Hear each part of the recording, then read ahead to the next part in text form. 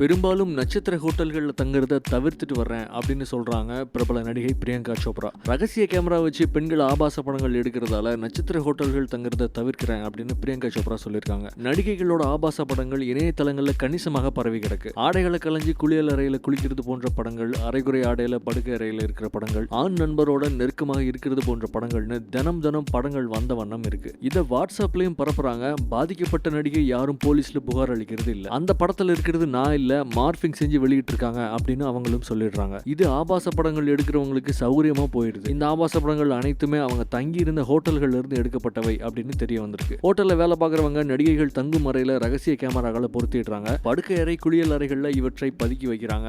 இதன் மூலம் ஆபாச படங்களை எடுத்து இணையதளங்களையும் வெளியிட்டுறாங்க. இப்போ டெலிவிஷன் நிகழ்ச்சிகள்ல பங்கேற்கவும் ஹாலிவுட் படத்தில் நடிக்கிறதுக்காகவும் அடிக்கடி அமெரிக்கா செல்ல வேண்டியது இருக்கு. அங்க ரகசிய கேமரா பயத்தினால ஹோட்டல்கள்ல தங்குறது இல்ல. இந்த ரகசிய கேமரா விஷயத்தினாலேயே நான் அமெரிக்காவில் சொந்தமாக வீடே வாங்க முடிவு செஞ்சுட்டேன். இதுக்காக நல்ல வீடும் தேடிட்டு இருக்கேன் அப்படின்னு பிரியங்கா சோப்ரா சொல்லியிருக்காங்க.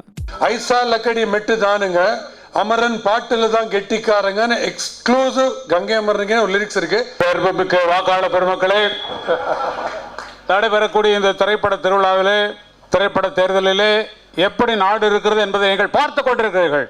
என்னத்தான் பேசுறது, எல்லா இடங்களிலும் இதுதான் பேசிட்டு இருக்கிறாங்க. பேச வேண்டியதெல்லாம் அவங்க எல்லாம் பேசி முடிச்சிட்டாங்க. நம்ம பேசுறதுக்கு ஒரு விஷயம் இல்லை.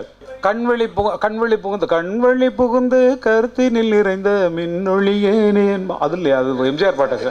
வேற எதனால் உந்தங்கவனம் வேற எதிலே, அதுல மனசுல வச்சுக்கிறத வெளியே சொல்ல தெரியாது.